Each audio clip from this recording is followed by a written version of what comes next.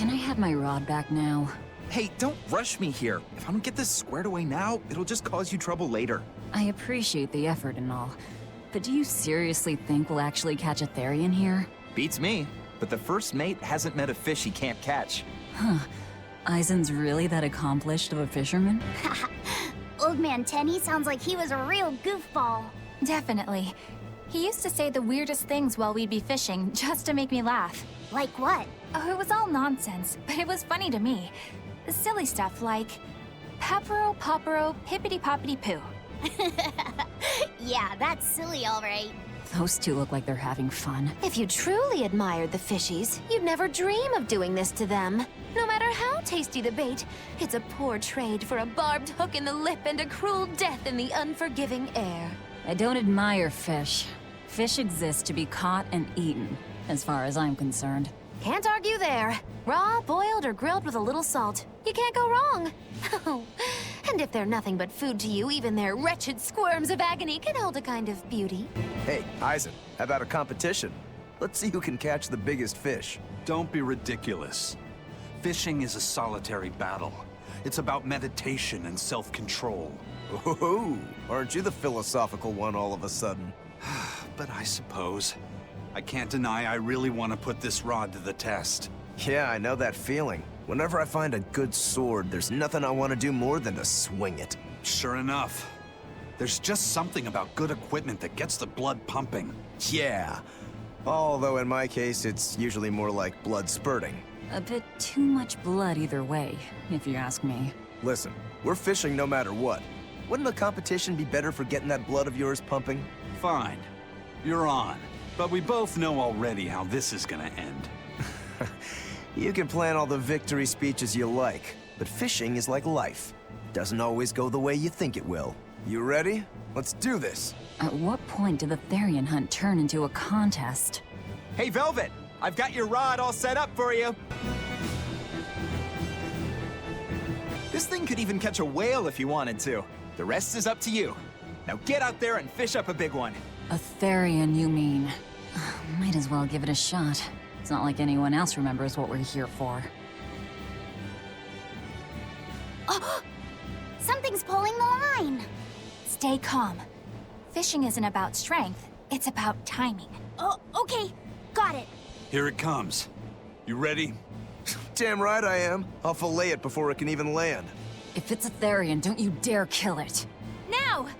Heave.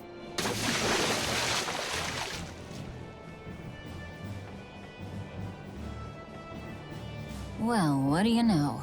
Neither a fish nor a Therian. Well, shoot. Can't eat that.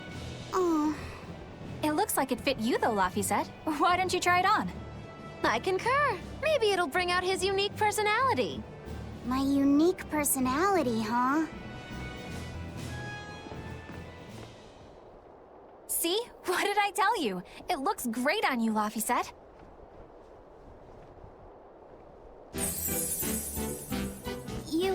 You really think so? Yeah, brings out your special charm, kiddo. Come on, back to Therian fishing. Oh.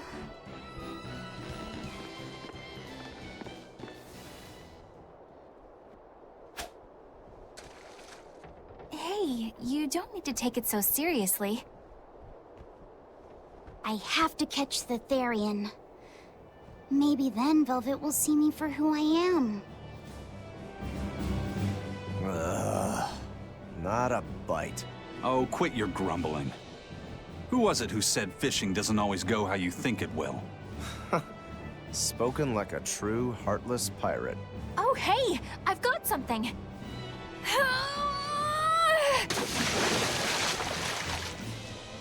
Whoa, looks like I'm next.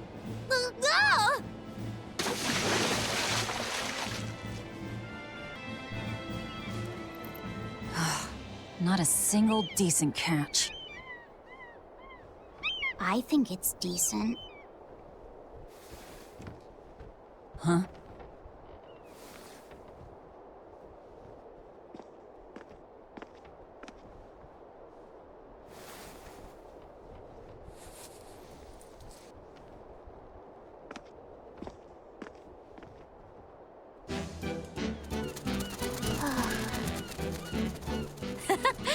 found a look all your own.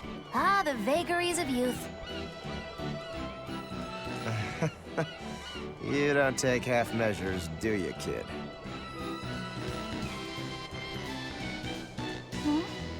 What's wrong, Laphicet? You look ridiculous. Take that off. Stop it! What do you know about me anyway? I know that looks silly on you. All you know is you're Laffy.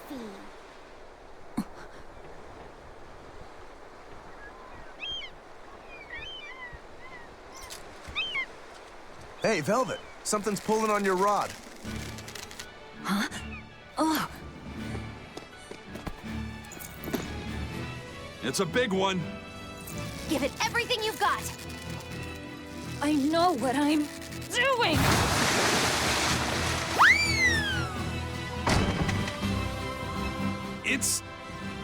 It's a big one, all right, but... A pot. Yay. But what's a pot doing out here? There's something inside it.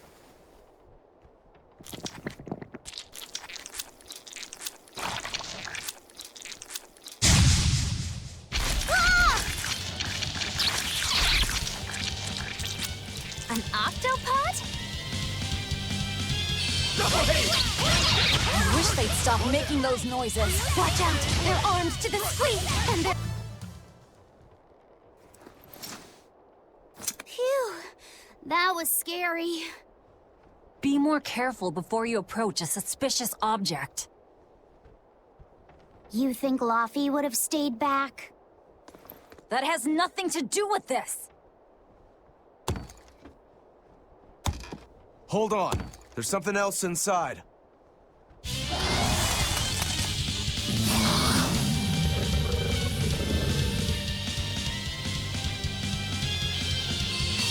Now we gotta fight the shambling dead? A Zombopod! For a bunch of dead guys, they're awfully... An octopus army? A horde of undead? What the hell is this pot? Magnificent. To think I'd get to see one with my own eyes. Huh? Is there something special about this creepy old pot? Creepy, you say? That's why these things need to be left to the professionals. Listen and behold. This is none other than a water jug made by the potter Groon during King Clauden's reign. It was a legendary, once-in-a-millennium masterpiece, but it was lost in the Second Warring States period 200 years ago. Assertive, yet not ostentatious, the piece draws you in with its stately curves and the subtle shimmer of its colors, which belie a hidden savagery. 2 lectures in one day? Yeah, he's talking gibberish, but that's men in general, I suppose. The lost glazing technique of the Orosaurin is so vibrant, it looks like it could start moving at any moment. Huh?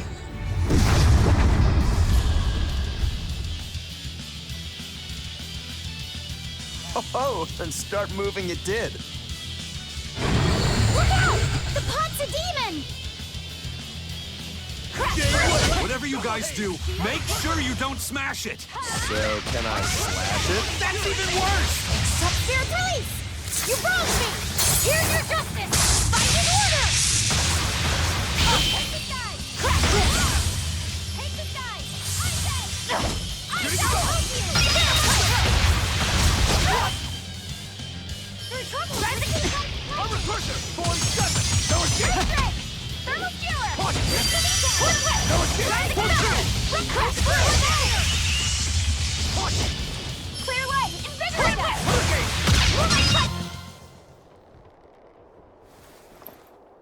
It's finally decided to behave itself. Wait, Velvet! Don't eat it! It's a pot. I'm not gonna eat it. I guess there weren't any Therians to be found here after all. Yeah, if there'd have been any, you'd think ol' Eisen's Reaper curse would have drawn him out. Oh, so that's why all we caught today were weird, useless things. Right. I forgot about the curse. So all this was Eisen's fault, huh? Funny how how quickly you get used to it. Oh, my power didn't end up helping us out at all. Nope. Hmm. But I know you're not the type to give up after a little setback. Isn't that right, Fee? Huh? Fee? It's your nickname. Not a whole lot of thought put into it, but... You're you. You're Fee. Velvet. Fee. I like it. It has personality. Thanks. Of course, if you still feel like giving up. No, I'm gonna find us the next Earth Pulse point. Oh, hey. There's something else inside the pot.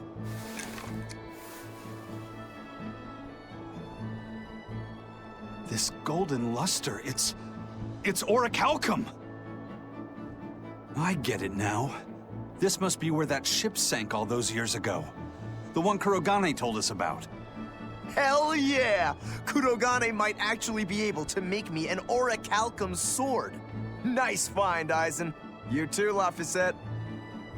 It wasn't easy, but we didn't come away empty-handed. And just getting a chance to fish again was lots of fun. Yeah, I had a really good time too. Even I was entertained. Especially your little costume show, kiddo.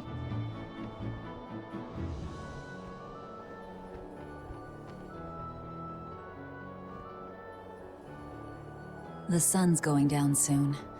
Let's head back to Titania.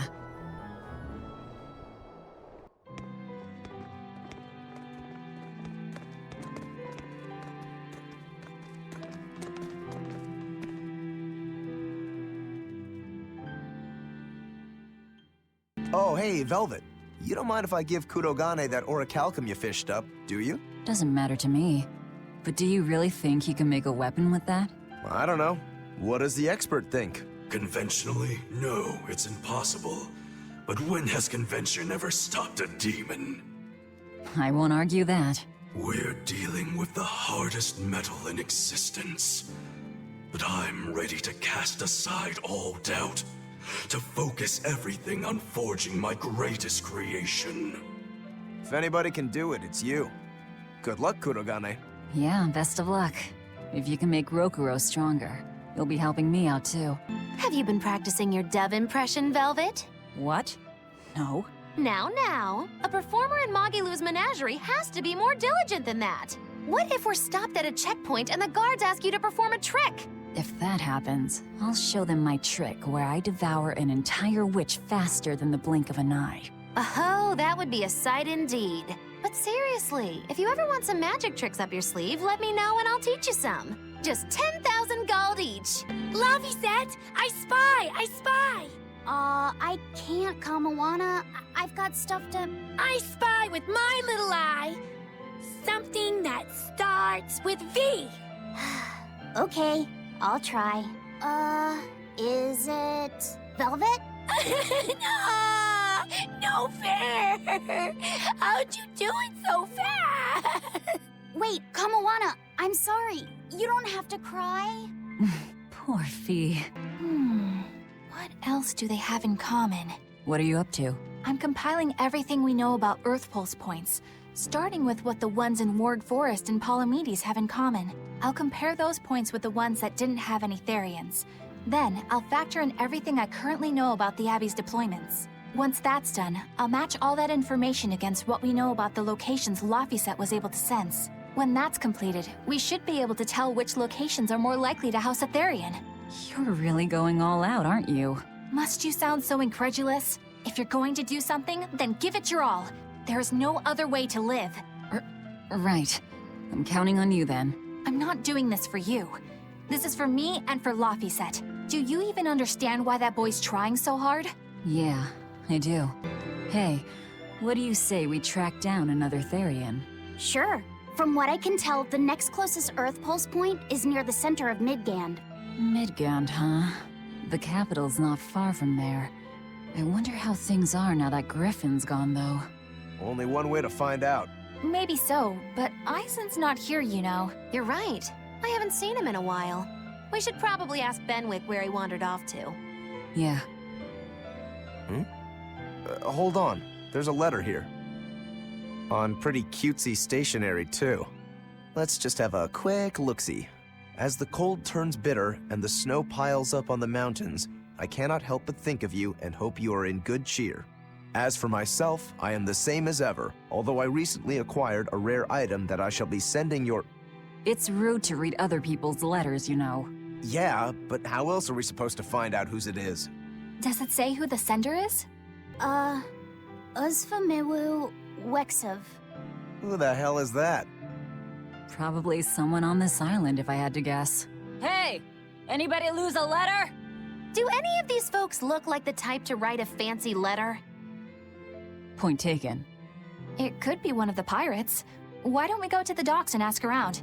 Fine, just don't forget our mission. No reply this time either? But she's doing okay. I can say that much. That's good to hear. I can rest easy then. Now's about getting that pot wrapped. I's got this new sunflower printer. How's that sound? Yeah, that one's cute enough. Let's go with that. Did he just say cute? Help you with something? Someone dropped this letter. Do you have any idea who it might...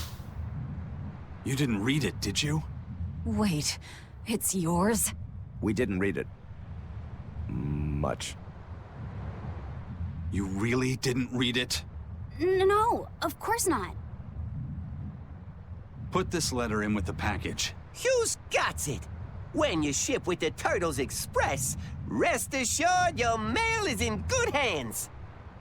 If you're done here, we're ready to head out. Our destination is Midgand. Yeah, I'm all set. Was he sending a gift to someone? And with a letter, too. Gotta be a lady friend, that's for sure. You think? Either way, that letter was really polite. And did you see that penmanship? Yeah, I didn't know old Reeps had it in him. I can hear you two, you know. Ah! I noticed you've come up with your little name for the kid. You sure are the sentimental type, aren't you? Oh? Calling him Fee doesn't cost me anything. And it's not like I gave it much thought. That may be the case, but no one else has taken even that token effort.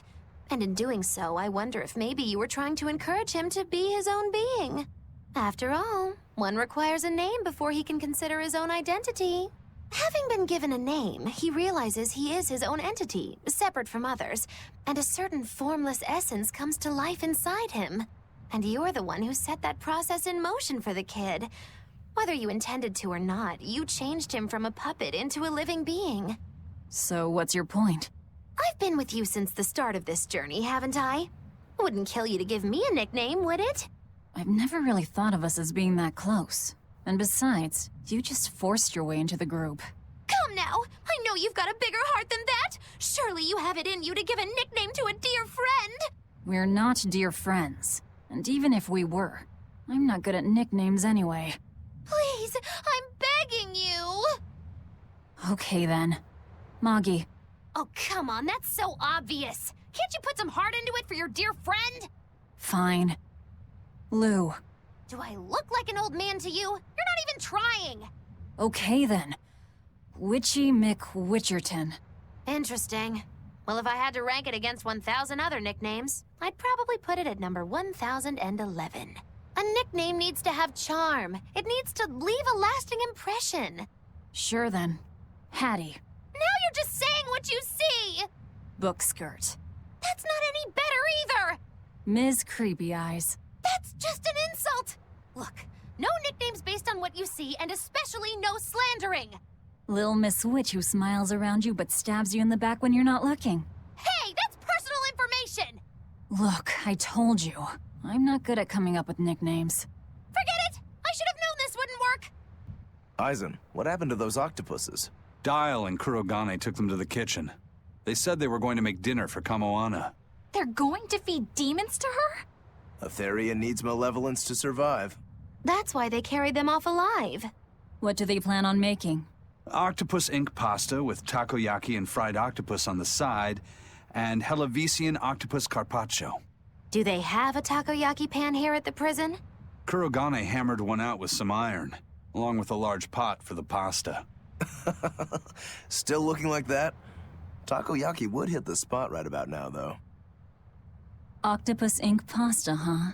Like squids, octopuses release ink as a defensive mechanism, but theirs is made of different stuff and is used in other ways. Squid ink is stickier and acts like a decoy, but octopus ink spreads out like a cloud of smoke. But squid ink has 30 times the savory flavor, so octopus ink isn't used in pasta all that often. Luffy told me the same thing.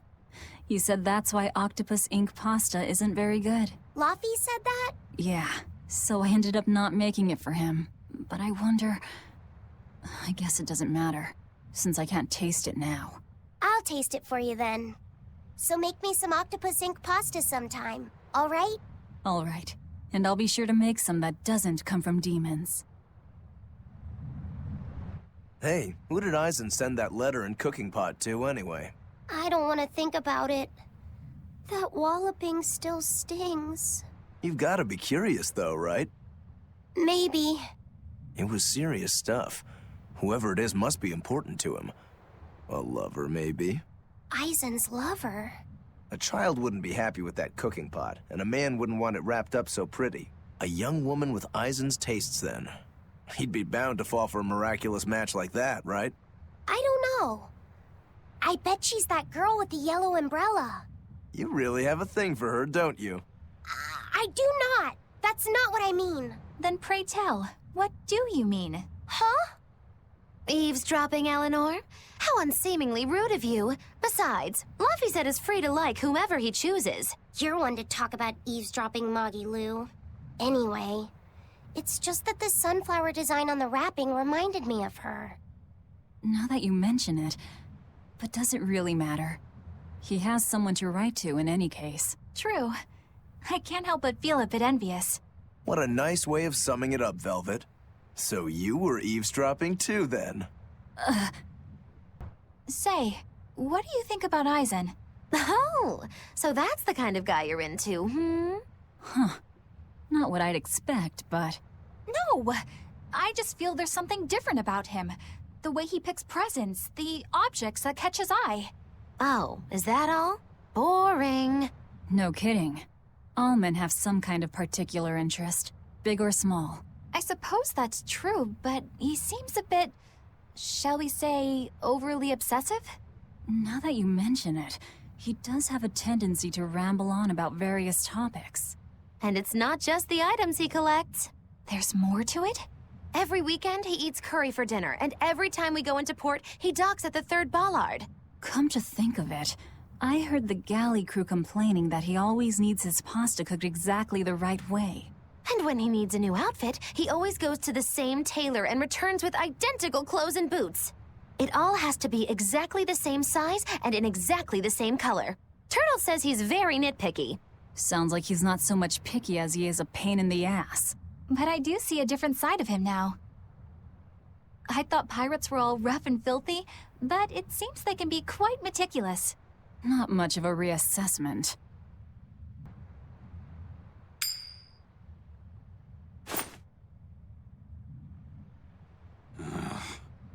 It must not feel great only ever getting tails, I bet.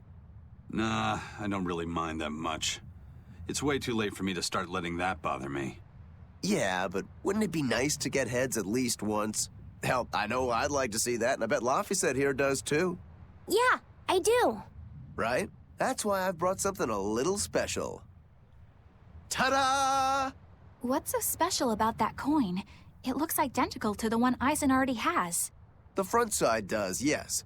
But both sides of the coin are actually heads. I had Kurogane make it for me custom. If both sides are heads, then not even the Reaper's curse can stop it. Well, yeah, but that's cheating. What's the point in getting heads if it's rigged that way? It's not cheating. It's called effort and hard work. How? If you always work hard and never give up, you'll make your own way forward. All right, I'm in. I'll get that heads for you.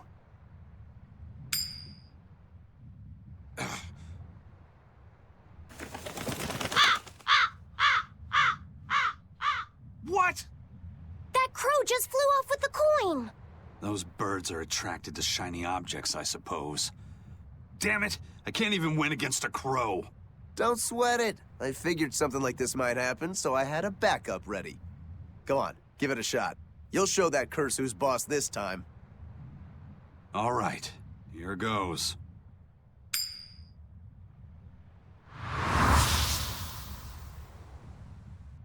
I don't believe it! Now Prince Percival's griffin's gone and eaten the other coin right out of the air! Are you kidding me? Not to worry, I've got a spare backup. It's time to put that curse on notice. Right. Here I go.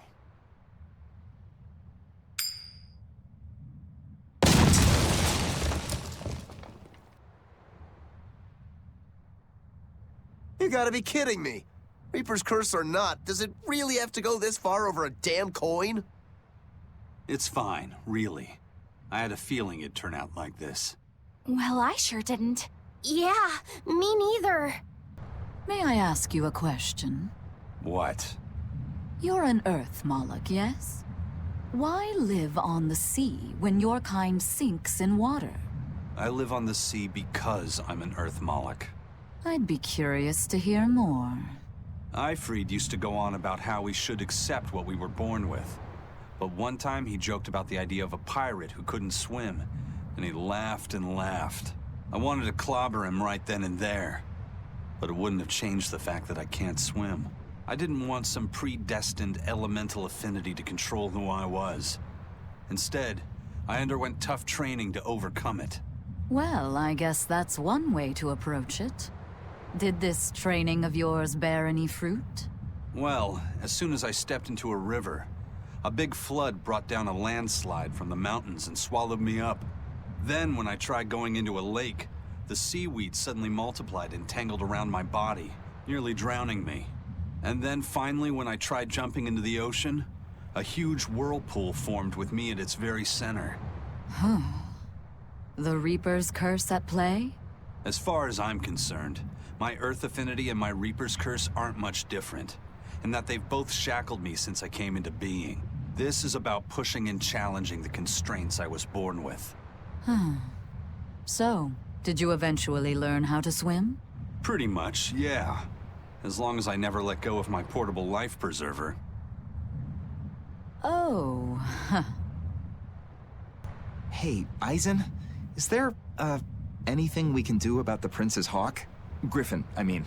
Every day, it goes out on these hunts or whatever, and brings back the weirdest stuff. It's making a real mess out of the deck. Hawk's hunt? What's the big deal?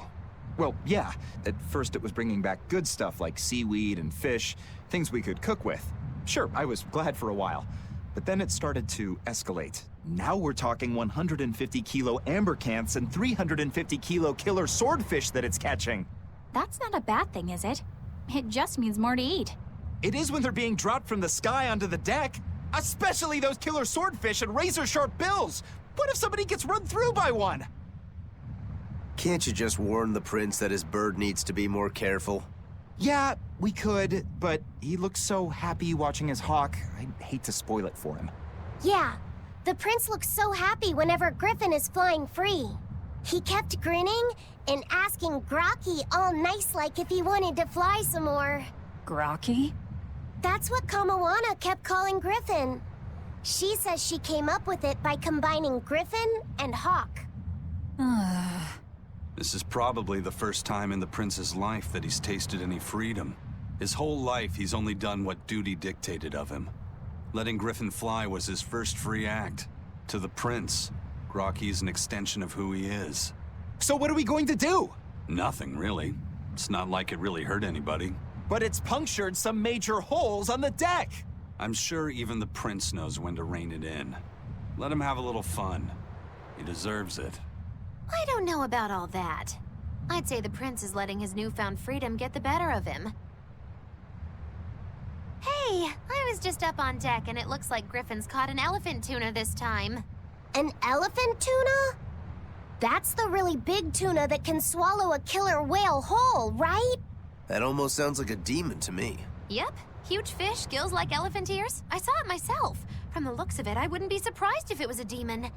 It's crazy valuable. On a good day, it can fetch 20 million gold on the market. But there's something ominous about seeing it hovering in the air above the ship. 20 million gold? I take back everything I said. The Prince and Griffin can do whatever they want. Did she say above the ship? Oh, hell. Benwick, we need to stop Prince Percival. Aye, aye, sir. Hey! Don't drop that on the deck! Are you listening to me? I'll show you the beauty of my spear whip.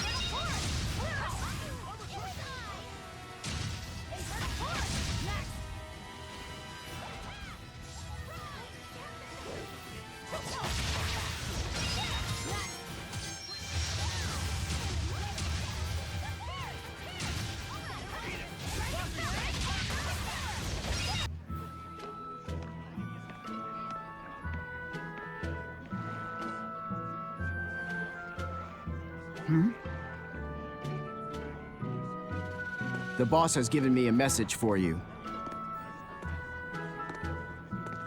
Says there's some sort of nasty demon running around in the Eldina Plains, to the east of Logris. She thought it might be the one you're looking for. Wasn't the Eastern Highway closed off from Logris? That was only temporary. It's back open now. If you follow the road, you'll reach Stonebury Village. There you'll find one of ours who actually saw the demon. You want to know more? That'd be a good place to start. Got it. Hey, that's the same direction I sensed the... Give Tabitha our thanks.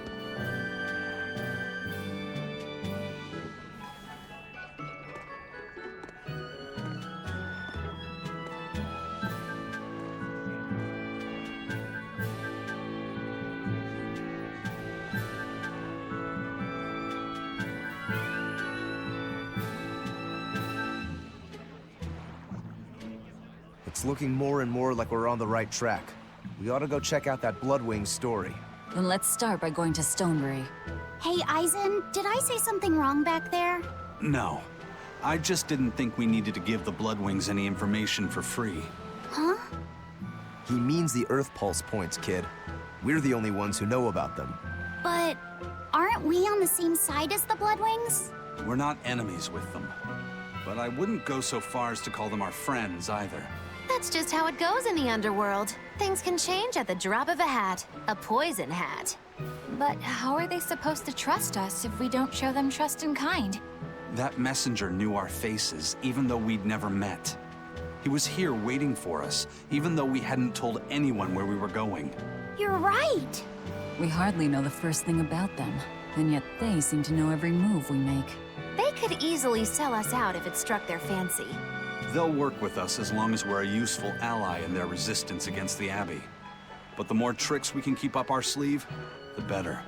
We've got each other's back, but only as long as we hold a knife up our sleeve. That's what counts as trust in the underworld.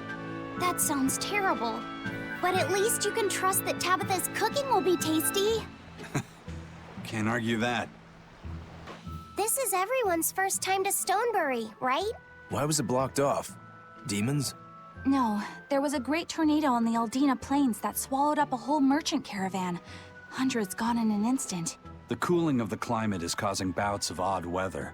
Thunderstorms, heavy downpours, and the like. Correct. The Abbey is keeping a tight guard on traffic through the affected areas. If it's open now, that must mean the tornado is gone. I wonder what sort of place it is. It's quite lovely. In the vast forest to the east, you can find gemstones, and it's teeming with rare plants and insects. The locals trade only as much meat and hides as they need, and they live peaceful, quiet lives. You sure know a lot about this place. It's where the Norman he first fell in love with grew up. Yeah! Please don't embarrass me. Though we are apart from each other now, our hearts are still as one. Immediately after you and I made our pact and set off, she fell in love with some macho Norman and moved away. What? Why haven't I heard about this? How long have you known? Oh, I don't know. Maybe I found out during my long search for you. Or maybe it was right after we left. I remember leaving something in the village and going back to... Oh well, not like it matters. It does matter! There's no sense in crying over a fickle girl. Come, Stonebury awaits. The Eastern Plain is finally open for travel. I hear that the people of Stonebury are alive and well. My husband and I can breathe a sigh of relief. I wasn't worried about him at all. He talks tough, but he was really worried. Oh, sorry you don't know who we're talking about. It's his apprentice. What kind of apprentice? My husband's an architect. Even the royal family and the Abbey commission his work. He's been at the docks here on a job. He just finished and we're about to return to Logris. These people don't care about all that. Why did your apprentice go to Stonebury? He's young and talented, but a bit eccentric. He said he wanted to help create a new town, so he set off to the frontier. A craftsman has to focus on his work. Creating a new town. Ha! He should know his place. But my husband didn't disown him. That boy's fearlessness reminds me of my husband when he was young. So you understand how he feels then? I didn't say that. If he thinks he has the talent, he's free to do as he likes. But if he doesn't follow through with it to the end, I'll be done with him. Did you hear that? He thinks the boy can do it. If you ever find yourself in Stonebury, go visit that boy's workshop. Right, I'll do that. Sorry about my husband. He can be a real grump. Don't worry about it. I'm pretty used to people like that. Hey, what's that supposed to mean? I'm so happy things have been peaceful around the capital. I can come to the harbor to shop without fear. I heard that those demons that made a mess of the palace have been wrecking towns all over, though. But Shepherd Artorius and the fine folks at the Abbey are on the job. I bet those demons are quaking in their britches. Let's hope that's the case. Of course it is. Lord Artorius is incredible. The demons have been mostly cleared from the area around the capital. Your love for the Abbey and the Shepherd are great and all, but I'd keep it down. If you keep poking around the bushes, you might get yourself a snake. A snake? There's a rage-crazed girl out there who hates the Abbey. She's a real viper, that one. She sounds awful. That's what I hear. Who are you calling a viper? I think I've finally gotten used to it. Used to what? Your powers. I think I finally got a handle on them in a way that feels right. That's good. Hopefully you won't faint anymore. Yeah, and I'll keep learning too. I hope we can make this work out. Yeah, definitely. Fingers crossed. What's wrong? Nothing. Hey! When you and Eleanor made your pact together, she gave you a true name, right? Was it a good one? True name? What's that? It's a special name in the ancient tongue given to a Moloch as a necessary step in forming a pact with a human. I gave Bienfu the name Fushi Cass. It means thing. That's pretty messed up. It's just my own little way of showing affection. So what kind of name did you get, Laphicet? What's the matter? She didn't give you a really weird name like Magilou gave Bienfu, did she? If you're not happy with it, I can talk to Eleanor about it later. So go on and tell me... I'm fine with it. And I can't tell you anyway. Well, you don't have to get so worked up about it. A true name is not something a Moloch just casually divulges to others. They carry a special meaning to us. Speaking it to anyone other than our Pact Keeper carries a special meaning. Between comrades, it means we trust them with our lives. In other cases, it's... Practically a confession of love! You could have said something sooner, you know. Laphicet's at a delicate age. You should be more careful in the future. Oh, really? It's just another way of showing affection.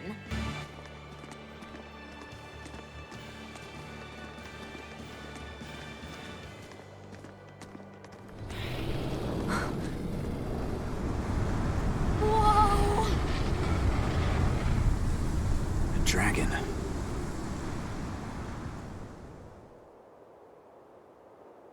That's gotta be the demon Tabitha wanted us to know about. It's flying free, but could it still be a Therian? I just felt an Earth Pulse point. It's that way, somewhere near the top of that mountain. Let's check it out. Here! This is the Earth Pulse point I've been feeling. No Therian and no barrier. I must have gotten it wrong again. I wouldn't be so sure of that. That dragon could well have broken its barrier. Or it might have been too powerful for the Abbey to subdue. You could be right. After all, dragons make for the strongest demons. The problem is, we don't know if it's a Therian or not. Yeah. Let's stick with the plan and head to Stonebury to gather more information. Am I the only one here who thinks the real problem is how we're supposed to fight a frickin' dragon? I can't wait to take a good look around. Whoa, now that's what I call a view. I agree that it's beautiful, but don't leap about so much. You'll fall. I can sense many Earth Pulses under this place. I figured you'd notice that. An intricate web of earth pulses crisscrosses the land under the Aldina Plains. Mountains like these would normally take tens of thousands of years to form, but these popped up in about a millennia. So the Earth Pulses have affected the land? Exactly. Long ago, people wielded arts that allowed them to manipulate the earth pulses and control the very land itself. How could arts like that exist? Perhaps they pushed against key points on the Earth Pulses? Like how acupressure can improve a person's blood flow. That's a rather forced comparison, but you may be right. Either way, those arts have been lost for eons. I'm impressed, Eisen. You know a lot about everything. Not at all. There's so much I don't know. For example, the name of these flowers. That's why I travel. To learn. Aldina alabaster grass.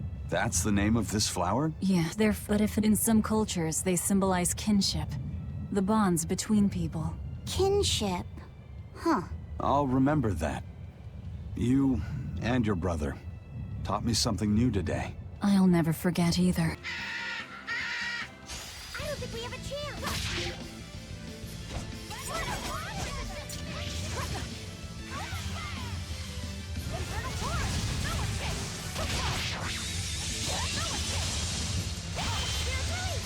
You wronged me! Here's your justice! Fight in order!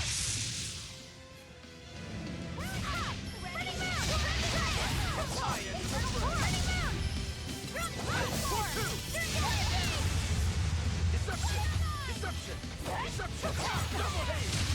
All right, if I were a Bloodwing, where would I be? We'll start at the inn. It only makes sense. Raspberries, strawberries, blueberries. They all grow in abundance around Stonebury. We even have a fairy tale about it. One day the ground was covered with so many fallen berries, they all became stones. Stoneberries. Is that how the town got its name? The spelling has changed some, but yes. Berries are an important part of this village. We harvest local berries to make jams, pastries, gels, and all sorts of sweets. Berry-flavored gels! I've never had one. We've exported our jam and fruit for a while now, but our raspberry gels are still being perfected. Aw, rats. Are the vegetables growing in that field special too? I don't think I've ever seen anything like them before. You've got sharp eyes. but that's right. They're a rare species of wild potato. They're red and they're called radish bells. We discovered them in the mountains nearby. Sadly, the potatoes are actually highly poisonous. Really? But they look so good. They do, but the skin and the sprouts are toxic. If you aren't careful when removing them, it's Poisonville for you. Deadly poison aside, they're sweet, fluffy, and go great with butter. And when they're fried nice and crispy, they're the best. So just skin them and sell them. What's the problem? Yes, we've thought of that, but the way they are now, you have to peel off quite a bit before you get to the edible part. Peel one as big as your fist, and all you get for your trouble is a bit of meat the size of an egg yolk. That's why we're selectively breeding them. One day, they'll have only a thin layer of poisonous skin. Why not breed them to get rid of the poison altogether? With no poison, bugs will eat them, and they'll be more vulnerable to cold and heat. With potatoes, as with people, getting rid of everything harmful isn't always for the best. The water around here is ideal for producing wine and spirits. I've been thinking about fermenting something new. What will you make? This region's specialty is berries, so a berry wine? But the chilly air and level of humidity here should be just right for making an amber draft, don't you think? Considering the geography around here, the water must contain a high mineral content. If you use it to make a rice wine, the taste will be unique. I've considered all those options, but I must create something that can surpass my greatest rival, Sleeping Princess. But that's nearly impossible to make. Exactly. Not an easy task, to say the least. Sleeping Princess is made by filling an emerald cask with water from an enchanted mountain spring and sitting it in direct sunlight for 7 years. The water's magic causes it to change color each year. When it reaches the same deep green hue of the cask, it's ready. Solar fermenting, huh? It won't be easy to surpass a marvel of the winemaking world like Sleeping Princess. True, but I've finally found it. The ultimate stone. A gemstone? Will you make a cask from it? That would just make it an imitation. No, what I found can only be called a natural rock filter. You're filtering wine with a rock? Deep in the heart of these mountains, I found a stone that absorbs liquids.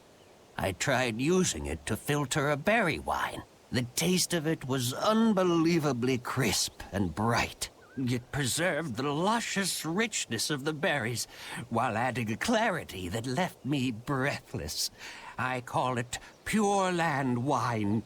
There is no better. May I have a taste? My apologies, but it took me 10 years to make a single thimbleful. I drank that thimbleful for my tasting. It'll be about 50 years before I can make a decent batch. I doubt I'll see a full bottle in my lifetime. 50 years, huh? Meet you back here, then? I've never been so glad not to be human. Stoneberry hasn't had much luck growing just yet, but this pioneer town has a lot of potential. Trees grow well here, and the lumber is of great quality. Oh, we're also close to the quarries, so stone isn't a problem. As long as the demons are contained, this country will rebuild. The need for stone and lumber will soar. Best of all, this area is quiet, has beautiful lakes, and is a perfect place for a craftsman like me to work. And why settle for anything less? I do feel that you might be a bit short-handed here. It's hard to build without manpower. You're right. We need something to attract new settlers. Maybe some sort of specialty item? Is there any fruit or vegetable that can only be found around here?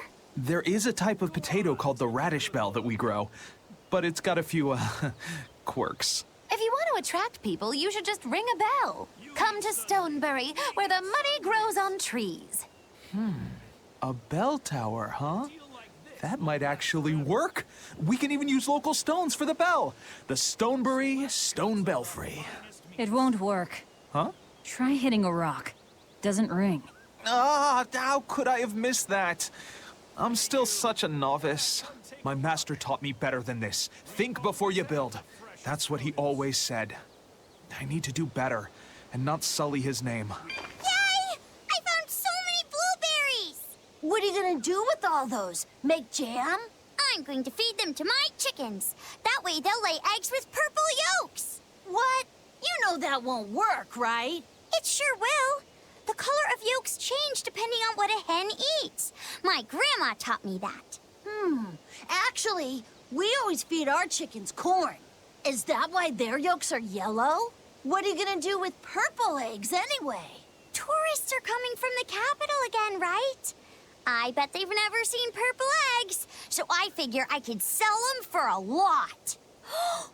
Maybe I can even make our village famous! You've thought this out.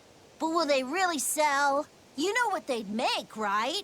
Purple fried eggs, purple omelets, purple egg fried rice. Hey, would you want to eat a purple omelet? Strange things sell, right? You don't have to be so mean just 'cause you can't think of a better idea. Oh, sorry. Here, let me help you. Fine. Go catch a whole barrel full of jewel beetles. If we feed them to my chickens, we'll get eggs with yolks like shining jewels. I really wouldn't want to be your chickens, but... okay. What a carefree village. But you know, this is what really makes humanity amazing to me. Attempting the impossible. Reaching for the stars, just as a matter of course. Aye. Though we may stumble countless times on our way, we can achieve anything we put our minds to. Attempting the impossible, huh? That's all well and good, but there are some lines that should never be crossed. Purple eggs. Ugh. I was on my way home from a trip to Logres, crossing the Aldina Plains, when I saw it. Rain was pouring as if from buckets, and the wind was so strong I could hardly stay on my feet. From the vast darkness of the sky, a monster of tremendous size descended, like the essence of the storm itself. A huge flying demon? At that moment, a group of exorcists leapt out from their hiding spots and began to battle the demon beast. But it met their swords with its fearsome horns, and a swipe of its tail threw the noble exorcist's back. Horns? And a tail? Where did the demon go? I couldn't tell you. I was so frightened, I ran away and never looked back. I hope the Abbey can get rid of it, but the beast took out 3 exorcists with a single blow. Come to think of it, another person was there too. He faced the demon and told it to stop. Zavid. If you're going to the Aldina Plains, you'd better be careful.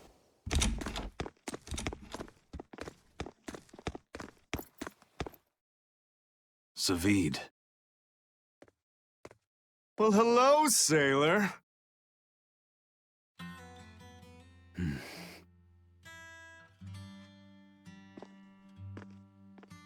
Are you waiting for someone? Nope. Just saying a prayer for someone. Someone? Let's go. Clearly there aren't any bloodwings here. You're just going to leave? I'm right here. Everybody has times they need to be alone.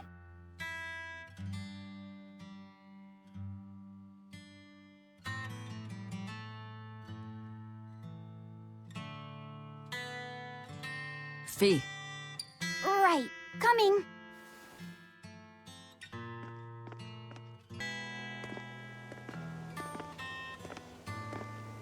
What do you think he was praying about? Well, for one thing, he was drinking a bottle of thorny forest. Oh my. The drink you share with your special someone when you're going to be married for life! How romantic! But getting your hands on that stuff is no small feat. I can only hope I'll get a chance to taste it someday. That must have had an important meaning for Savid. That's why you left him alone. Don't read too much into it. You're Velvet, right? Huh, you must be the one who's seen the demon we're after. We saw a big snake-looking dragon fly over on the way here. Is that what you saw too? Yes, that's the one. It nests at the top of the mountain in Aldina Plains. We went to look ourselves. No dragon. It only returns to its nest on rainy days. Rainy days, you say?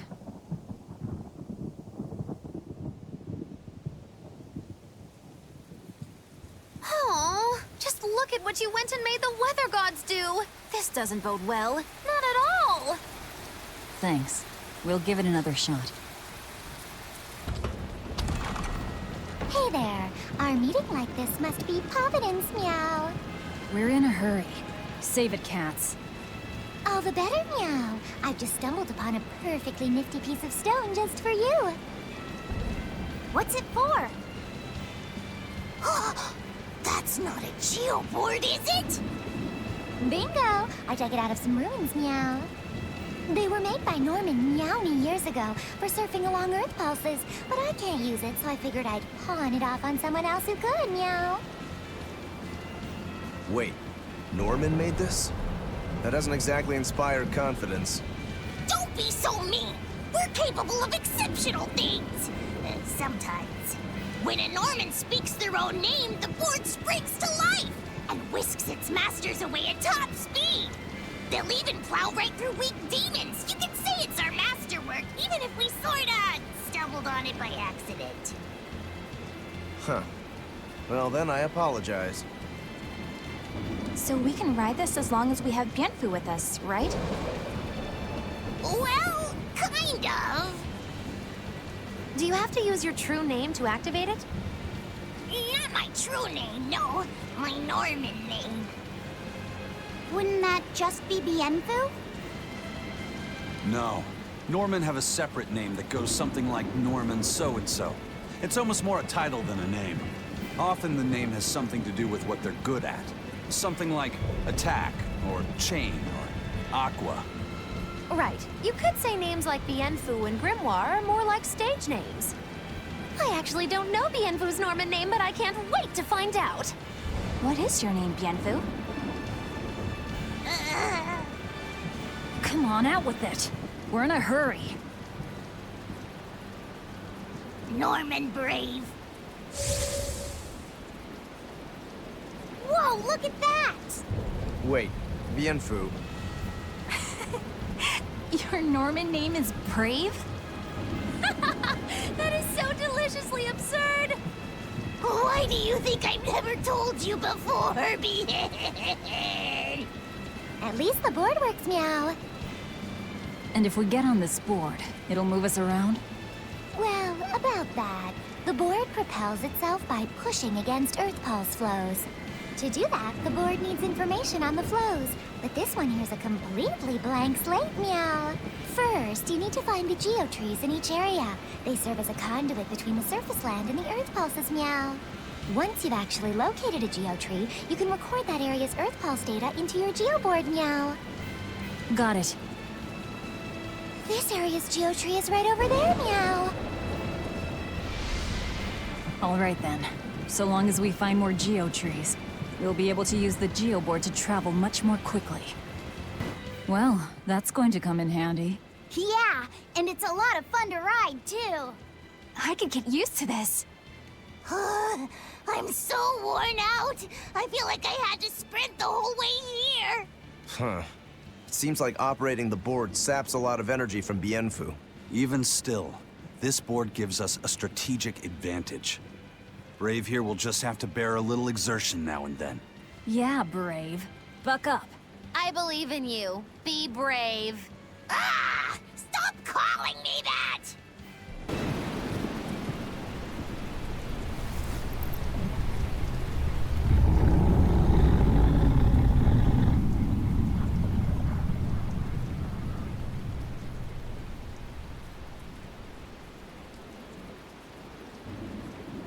It looks so deadly. And just check out how much malevolence it's putting out. Which means it's not a Therian. Let's retreat. We've got no reason to pick a fight with something we can't handle. I do. Oh, you're up for it? What? What are you doing? She's right. Fighting this creature is a good way to end up dead. Oh, sorry.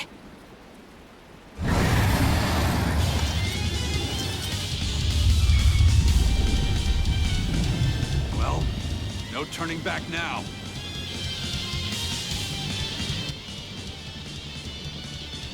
This wasn't part of the plan. Yeah, but training like this doesn't come around every day. Be on your guard. One wrong move and you're dumped.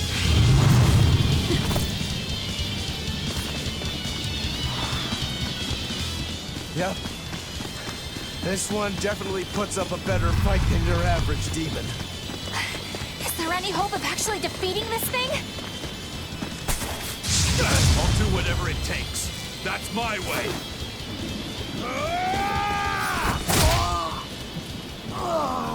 Zavid! Yeah. I see you're out for blood, as usual. You knew, didn't you, Eisen?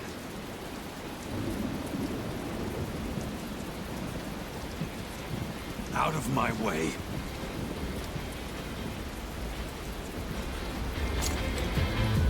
What? Are you protecting the dragon? She's not a dragon! Huh? Back off, or I'll make you back off.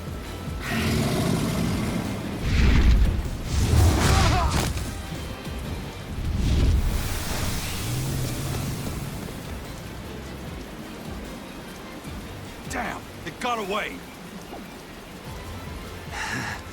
That hurts, babe.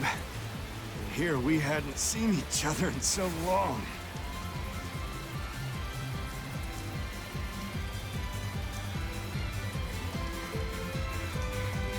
Hold it. Is that dragon someone you knew? I told you, she's not a dragon.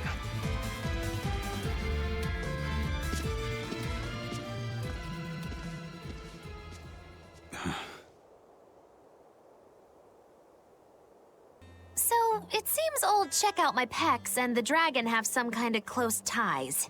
Did I hear you right? We're talking about a dragon here. I know what I said. But how could that be? When Malachim are tainted by malevolence, a dragon is what ultimately results. So you're saying that dragon was a Malak Zavid once knew? She must be who he was praying for back in town. Yeah, most likely. But do Malachim put out malevolence like humans do? No, not by themselves they don't. But if one remains in contact with humans or demons who do, it will eventually taint her, and she will become a dragon. What about you, kiddo? You feel anything weird after you got thrown into the Earth Pulse at the Empyrean's throne? I did, yeah. Can't say I'm surprised. The air there was thick with malevolence being sent on its way to Enominat. If I'd stayed there, I might be a dragon too. Is having a vessel not enough to prevent a Malak from transforming? A vessel can reduce the effect, but not eliminate it. By stripping their Malachim of consciousness, the Abbey exorcists seem to be able to inhibit the transformation. But nothing in this world is guaranteed. Can a dragon ever be changed back into a Malak? Nope. Just like with demons, there's no going back. Do they still hold on to some part of who they were? You saw that dragon. What do you think? Well, that's... But Zavid still won't kill it. Must be his creed at work. Eisen, listen. Whatever business you and Zavid have with that dragon, I don't care. Do what you have to. But I won't tolerate you getting the rest of us involved in it again. Do I make myself clear? You've got it. Good. Now, let's get back to the Therian hunt. We'll regroup in Titania.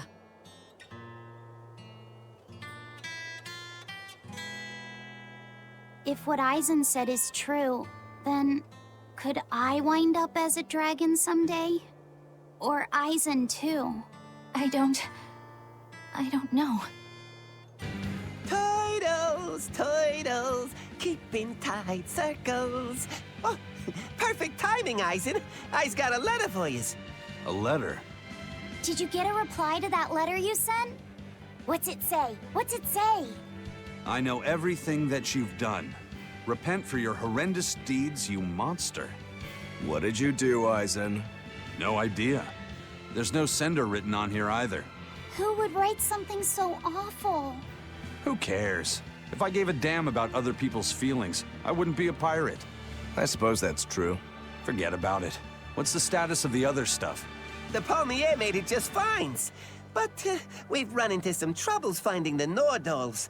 My deepest apologies. What are Nordals? Nordals used to be given out by Empyrean temples. If you collect a set of 4, you'd find happiness. Oh, so they said. Nowadays, there's only 4 left. Red, blue, green, and black. Even worse, nobody hardly knows nothing about them. Dolls of the Empyreans. Do you think they're like that one we saw of Aminoch in that shop in Isolt? Kind of. But these are less gloomy looking and more, how can I describe it? Something like a quiet radiance? A quiet radiance. That's perfect! I think I get it. I'd never have pegged you as a collector of religious claptrap, Eisen. Think they'll help keep the Reaper away? Probably not. But in the off chance they actually work, they'll keep her safe. Hey, that letter Eisen sent off earlier was addressed to a woman, wasn't it? Our little Laffy set is growing up. No, I wasn't implying she was his girlfriend. Her writing just seemed more mature, and...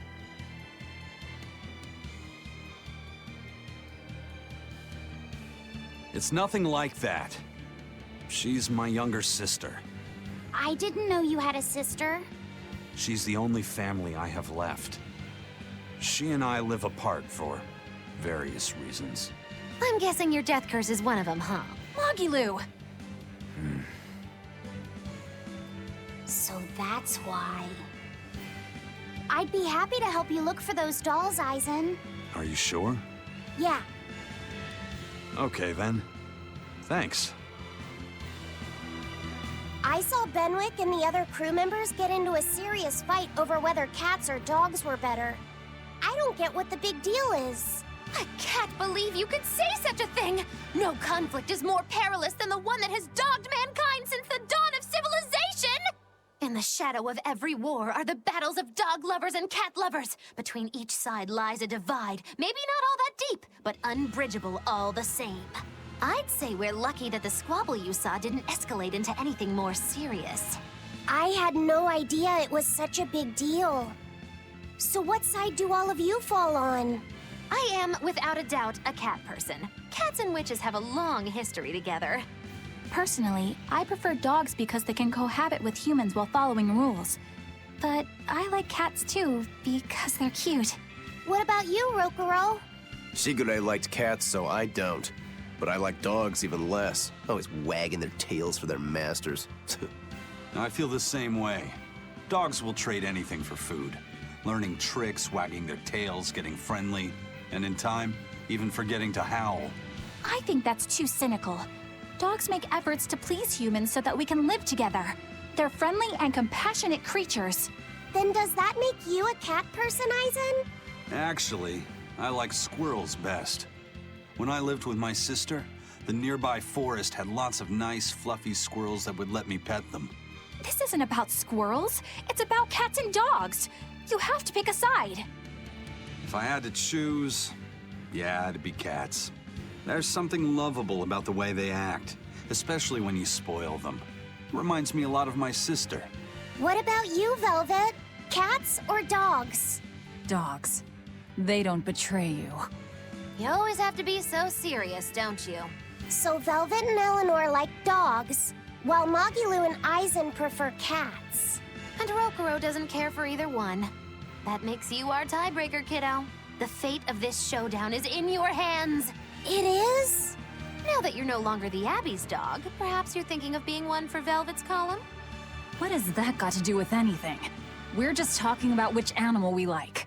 If you're getting so angry over this, he's going to have no choice but to pick dogs. I just told you. No more fighting! This is clearly getting out of hand, so why don't you all agree that you're Bienfu people and make up already? And what makes you special enough to have Bienfu people? Because I can be loyal like a dog, but also do my own thing like a cat. If you pick me, everybody wins. I don't think it works that way.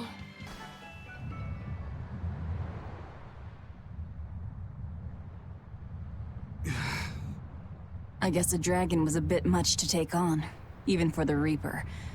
You should get some rest. We all should. I'll just get the crew started on readying the ship for our next departure. All right, you go do that. Laphicet, you should get some rest too.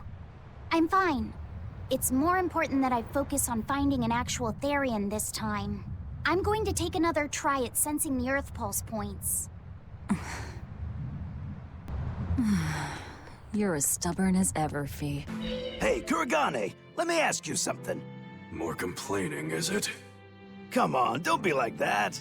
Every time I turn around, Velvet or one of the pirates is telling me to go make some delivery to some island. I can never get a break. Isn't that just a sign they think you're a dependable guy? Maybe, but I don't see them sending you off on errands. It's like they take one look at your face and decide to leave you alone. I don't have a face. Oh, right, sorry. Slip of the tongue. Maybe you just don't know how much work I do around here. It's more than you think. Anything to do with iron, I do it. Making tools, repairing things. What do you take me for? Some kind of cheeky freeloader? I don't even have cheeks. You're too funny. But doesn't it ever annoy you to have all these kids giving you orders? I've spent my entire life thinking of nothing but forging swords. It's been centuries since I've interacted with youngsters like them. They can be a hassle, but at least it's a new hassle. Yeah, that's what I thought at first, so I went along with whatever they asked. But I've been too nice, so they keep pushing work onto me. Maybe if I hadn't been so helpful, they would have stayed out of my face like they stay out of yours. I don't have a face. That's not the point. Aren't you even listening to what I'm saying here? You need to make up your mind. You and I got on this ship alongside these people, who are putting themselves in great danger in order to live the lives of their choosing. If you don't like it, then go on and get off this ship with your tail between your legs. Yeah, except I don't have a tail right now. I told everyone I could find the Therians, but I've only sent us to the wrong places. Aizen, is there any way to boost Amalok's powers? I guess it's okay for me to tell you this. The majority of Malakim today have their consciousnesses sealed away to be used as mere tools for the exorcists. But originally, Malakim were beings who received prayers from people, and in return bestowed their blessings upon nature and mankind. So you're saying that when humans pray to Amalok, the Malak receives great strength? Yes. In general, at least. Some Malakim, like me, buck the system and bring about misfortune rather than divine grace. Oh, that's unfortunate. But who would ever pray to me? Maybe you didn't lead us to any Therians, Fee, but it's not like we came back empty-handed. We found orichalcum to use against Shigure, and we also learned we can hold our own against a dragon. Velvet. So where should we go next, Fee? Northgand! There's a big Earth pulse point north of Helivis. Works for me. Aizen? We can leave whenever you want. Doesn't matter to me. And I'm all set. Let's make our way to the harbor. When I say prayers, I don't mean outright worshipping. All I'm talking about are earnest thoughts and feelings directed at you. I see. So I'm already receiving prayers then.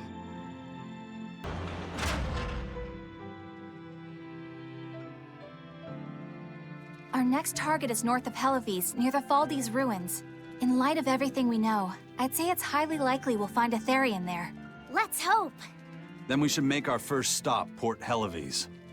With the, mischief we got into last time, getting into the city might prove difficult. Benwick, how are things in Helivis right now? That shipping guild that used to handle our mooring is pretty much toast. But for some reason, the Abbey isn't watching the port as much as they once were. Unfamiliar ships have been hauling in relief supplies, so if we pose as one of the transport ships, I think we can slip in. And if we divert some supplies to an unofficial channel, we might be able to secure a new mooring partner. Smuggling in relief supplies for our own disaster. Cheeky bastards, aren't we? It's what'll get us in. That much is true. It's a plan. Roger. I'll get right on it. Hey, Eleanor. Abbey exorcists don't pray to their tethered Malakim, do they? You mean something besides our oaths? An oath is a magical formula that grants you power in exchange for binding you to a rule, right? Yes, though that is simplifying it a bit. When Malachim receive human prayers, they bestow their blessings upon people and nature. Eisen told me that we Malachim grow stronger when humans pray to us. Prayers and blessings? I've never heard of that. I used to think the same way as the other exorcists. Malachim are merely tools that allow us the use of arts. Yeah, that's what I figured. But Innominat is different. The exorcists all worship him. They have faith in his mighty power. And not only that, the people of this nation pray to the Empyrean for salvation, just as Artorias instructs them. Ah, I get it now. See the wheels turning, do you, kiddo? Huh?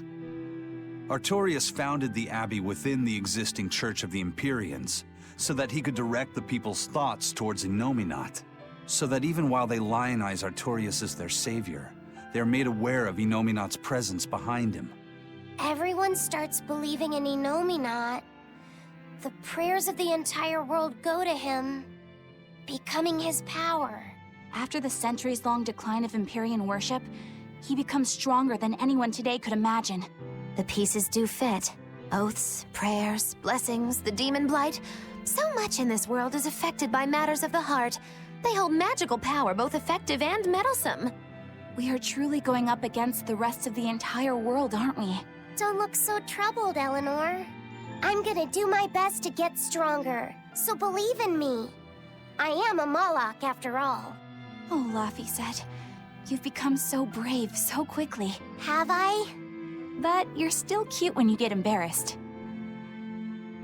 Hey, why's your face so red? Huh? My face isn't red. Huh?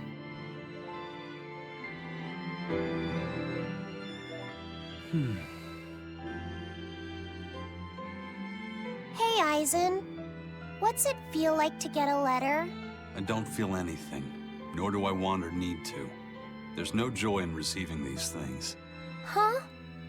Why not? Don't be so shocked. Look, it's just an invoice from the turtles. What's the big deal anyway? Do you wish you get letters too? Yeah. But I don't have anyone to send letters to. Let alone anyone who would send me any. Laphicet, I've got a letter for you. What? Really? Who could it be from?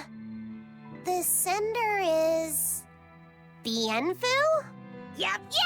You got a letter from yours truly! I figured you'd be wanting someone to send you a letter right about now, so I wrote one up for you. What do you think? You're happy, right? Oh, yeah. Thanks, Bienfu. I'll even read it for you. Dear Malak Laphicet, I hope that this letter finds you in good health and high spirits. Thankfully, I'm doing well myself, with no major changes to report. Bienfu's taking all this so seriously. It's so rare to actually see him like this. As you're aware, I've been spending my days ironing Magilu's outfits, sewing her buttons, and washing her hat and tremendously long socks. Recently, however, I made the mistake of remarking to her that she might not have been quite as slender as she once was in her younger years. She hung me upside down from the roof in the middle of the cold. I nearly became a frozen Normansicle.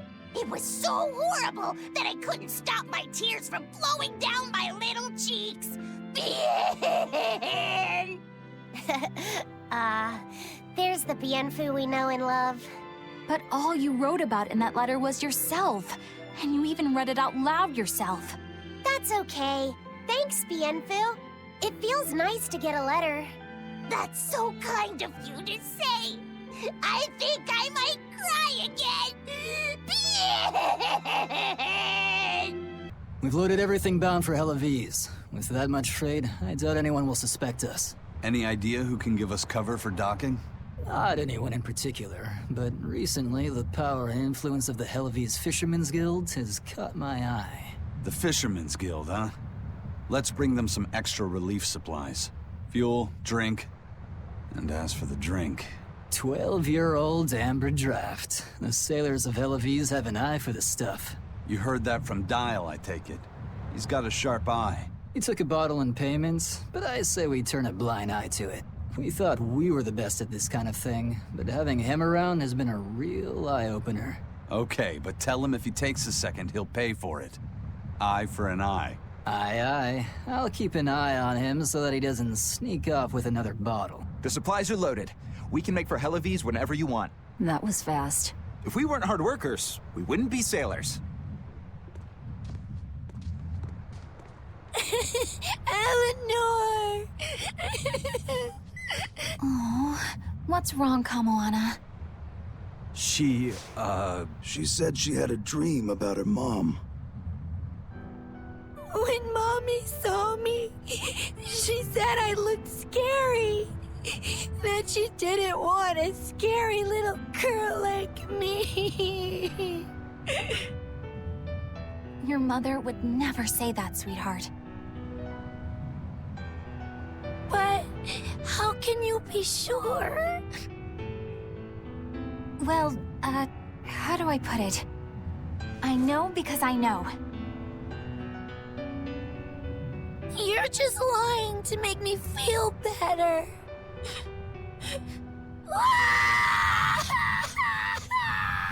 Aw, Kamoana, don't cry.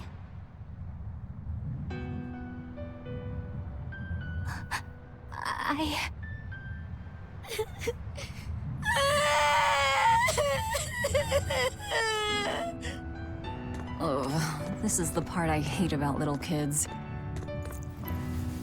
I'm not a little kid! I hate you, Velvet! I hate you! That's right. Let it all out. Stop it! Stop it! Mommy! I saw my mommy! She didn't want me.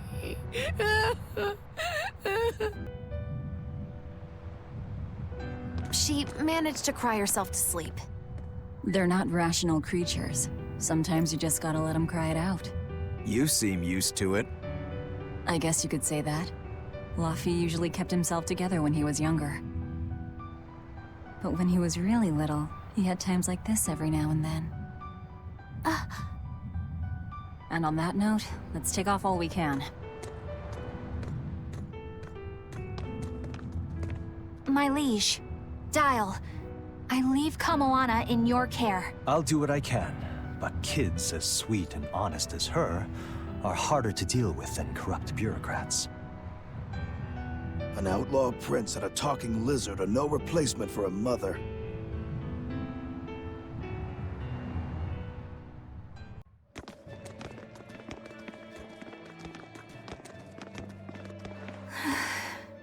I do hope Kamoana isn't crying anymore. Yeah. Shush! How long is it going to be before you send in another exorcist to replace Lady Teresa? With these demons clamoring at our gates, none of us feel safe anymore. You have our deepest sympathies, but we were sent here on a different mission. That's what the last exorcist who came here said before leaving for the north. What could be up there that's worth all that attention? Surely we're not all being punished by the Abbey for what happened with Medusa, are we? That is not the case. Now, if you'll excuse us, we have business to attend to.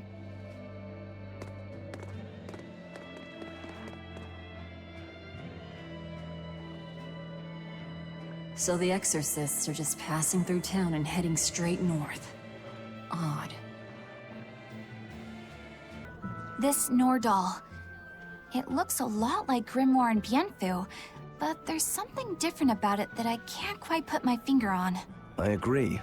Those two are positively gloomy, but this doll seems calming, yet glamorous too. Like I said, a quiet radiance. Yeah. You think so? I think it's more lethargic or absent-minded. Like I can't tell what's going on in its head. Either way, I'm 1,000 times cuter than that thing. What's cute about you? People who keep their faces covered are creepy. know. There's definitely something off about it. It's charming, but a little ominous. Like I can never entirely be at ease around it, if that makes sense. You think so? Actually, I think it's cute. It reminds me of a little baby. You think this looks like a baby? I remember when my sister was about as small as that doll. She had the tiniest little hands, and she tried to grip my pinky as best she could. Really? I'd take my pinky with her fingers wrapped around it and poke her cheek, and she'd just be all smiles. I swore to myself I'd always do whatever I could to protect her. Once she got a little older and started fixing meals, lots of weird things began to happen around us. Wherever we went, she was in danger.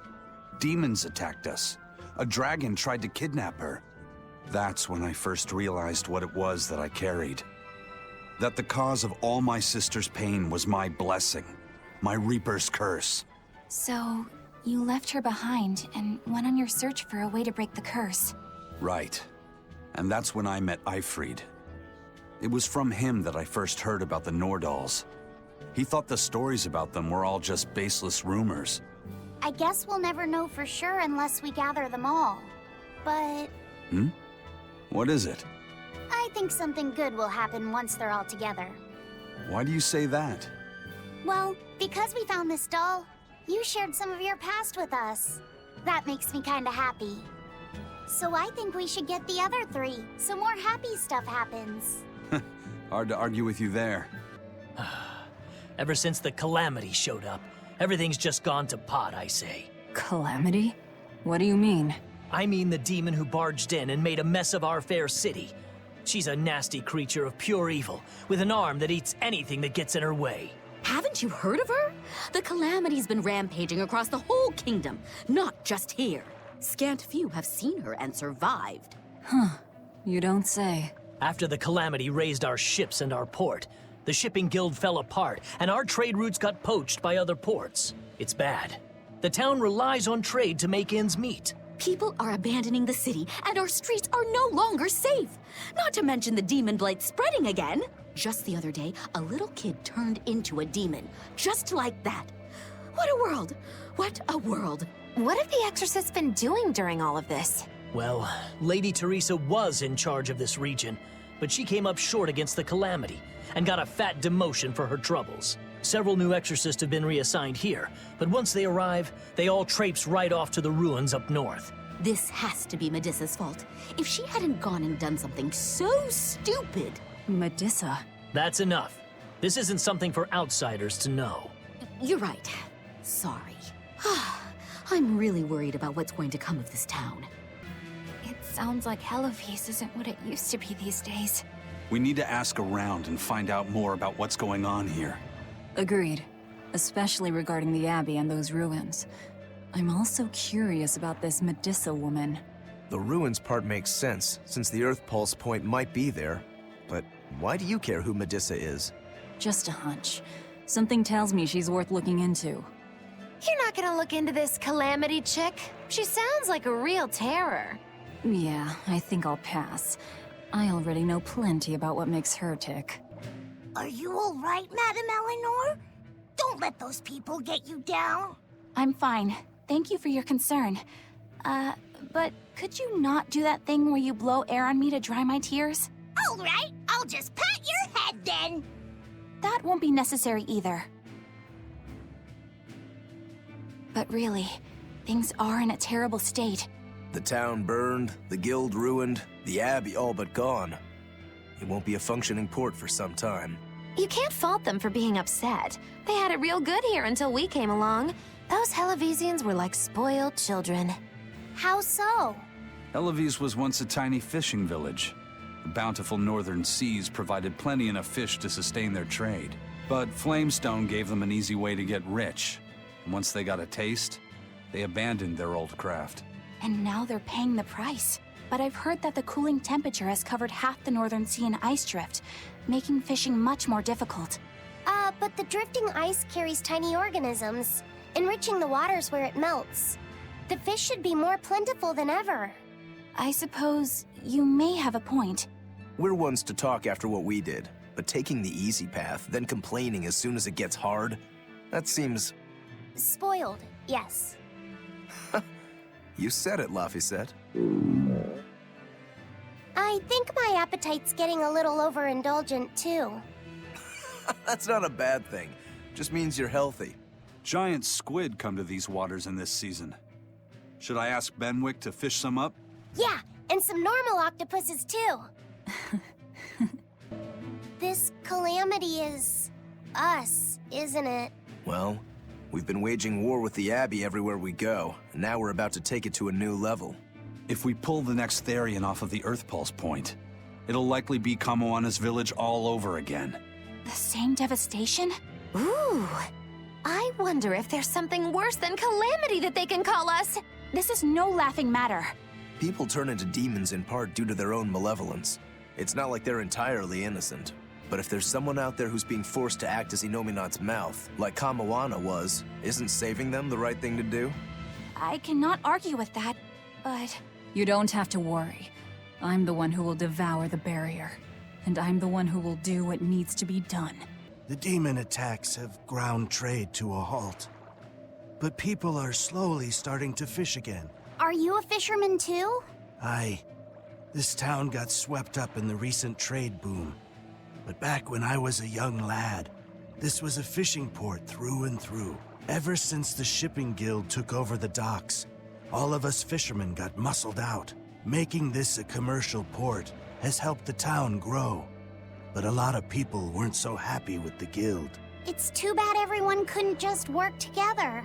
Once money gets involved, people change. That's true no matter what age you live in. The people know it's the ones making the money who lead the charge. But we follow anyway. It's human nature. I hope everyone changes their minds once we start rebuilding. But who knows what will happen. Hey, do you mind if I ask you a few questions? Sorry, I'm busy. Try someone else. Excuse me. My name is Eleanor, and I'm an exorcist on patrol with the Abbey. I was wondering if I could solicit your honest opinion about how this town is being run. Oh, I didn't realize there was an exorcist with you. Yes, please tell the Abbey we want Lady Teresa back. Her governance was strict, it's true, but at least we could live in safety. Now, all the exorcists run off to the Faldi's ruins and leave us here in the lurch. They value some dusty, faraway ruins over the lives of the good, hardworking citizens here. It's just wrong. We've always been cooperative with the Abbey's demands, and now this is what we get in return. I see. The Abbey appreciates your, candor. I'll pass your comments on to my superiors. First it was the sailors, and then even a small girl caught the demon blight. I was sure it was going to start spreading through this town as well, but then, after that incident, it just went poof and disappeared. I guess I was expecting a little more after hearing how contagious it was. I wonder what really causes it. Who knows? I heard of this one village in Eastgand where everyone caught it at once. It wiped out the entire town. I hope the Abbey develops a cure quickly. I can't wait for the day where we can live without fear. Poor Medusa.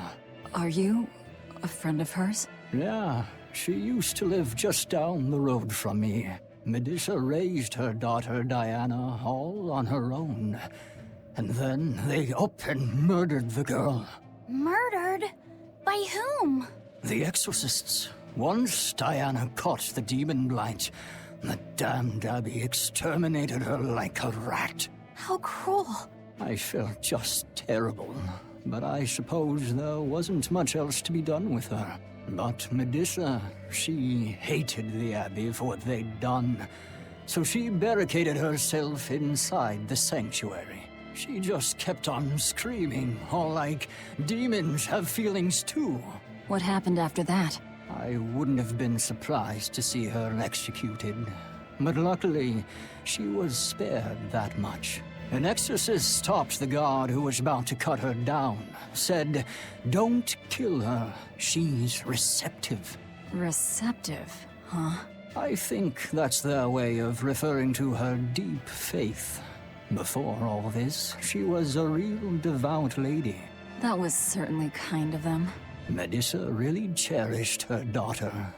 Can't much blame her for blowing up like that. But the Abbey, they don't care so much about feelings.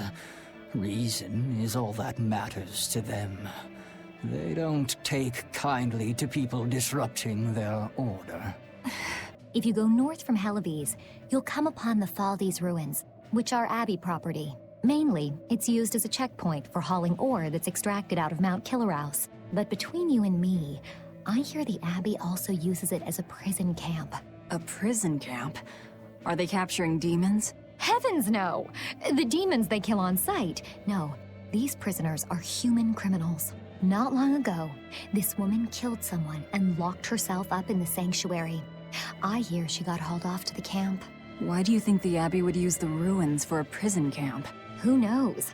Maybe they need a place to deal out their harshest punishments. The Abbey's not known to be forgiving after all. But these are just nasty rumors I heard.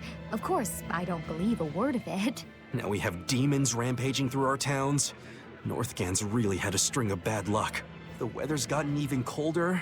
Mercio's port is blocked by an ice drift, and hardly anyone sails the North Seas anymore. But relief supplies have made it up here, right? It may fill our bellies, but not our hearts. Huh? If the Abbey truly wants to save this town, there's something we need more than food or gold. Lady Teresa! If only I could be pierced once more by those fierce, ice-cold eyes. Oh, punish me, Teresa, my love! Wow. Can we make it so that he doesn't get any more supplies? Lady Teresa, my life is for you. Wow. Hi! I was wondering if you'd let us put on a little comedy show. What do you say? Sounds good to me. Just try and keep it low-key. I don't want to attract the Abbey's attention. Ha! That's a tall order. Wherever we go, the boy and I have him rolling in the aisles. The boy? Wait, you mean me? I sure do. I'll play the straight man, you play the funny one. Don't sweat it. Even if you mess up, you'll be adorable. The audience will just lap it up. Did you memorize the script I wrote you? Yeah, I think so. Great! I knew you could do it! But if you merely follow the script and adhere to its every word, you won't be very funny. You need to ad-lib in your own style. For you, that's buttering up the audience and winning them over. Ad-lib? I'm not sure I can do that. I have faith in you, kiddo. You're gonna discover a part of you that you never knew existed. Just focus on finding ways to charm our audience. Okay, I'll see what I can do. Oh, right! Then let's get this show rolling!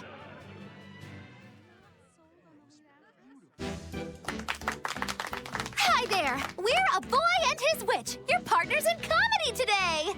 Magicazam! We're still new to the comedy business, but we'll do our best to give you a memorable show. I'm Fee, the cute one, and this blustering witch is... Muggy Lou! Wait, who are you calling blustering? Meow! Sorry, I just suddenly felt like doing an imitation. An imitation?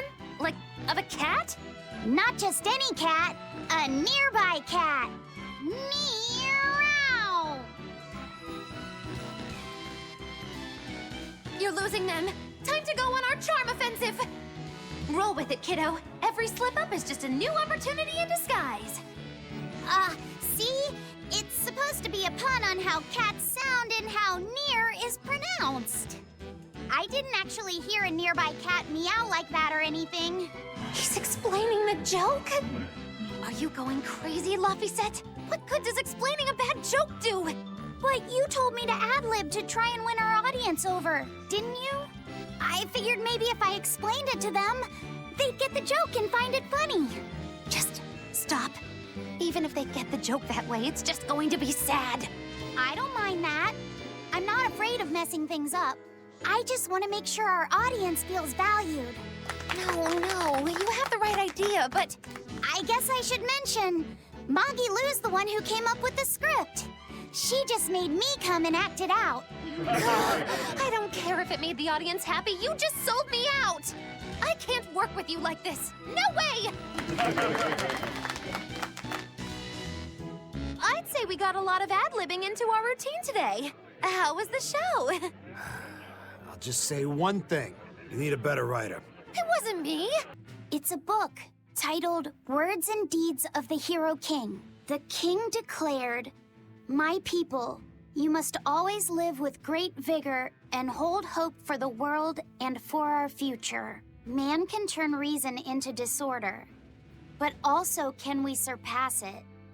Our true power is in transcending the possible to achieve the ideal. My people, you must live without hesitation. Hold hope in your hearts. Hold hope for tomorrow." Transcending the possible to achieve the ideal. Lord Artorius, I have successfully translated all of the documents left by your predecessor. However, I have concluded that, for the time being, it is impossible to form pacts with all 4 Empyreans. As I feared. Not even my predecessor could achieve more than 2. I suppose using the 5th Empyrean is my only option. Is that even acceptable? Doing so would require... I will do whatever needs to be done. I betrayed my teacher. I betrayed the mission he gave his life for, that he entrusted in my hands. For a time, I thought I could bear the weight of my sins and go on living, with Celica by my side. But now, she's gone. Yes. Man can turn reason into disorder, but also can we surpass it? Our true power is in transcending the possible to achieve the ideal. I must bring about the ideal world. I couldn't protect the people I loved, but this, at least, I will accomplish. Arthur? Huh? What is it, Velvet? Were you just talking to someone? No, I was just thinking out loud. Oh, okay. I finished making dinner. Tonight is prickle boar stew. Plenty of meat, but not too heavy. Sounds great. Let's hurry on back home, then.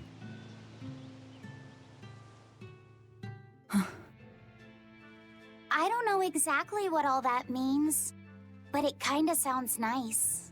I suppose. Actually, it doesn't make much sense to me either.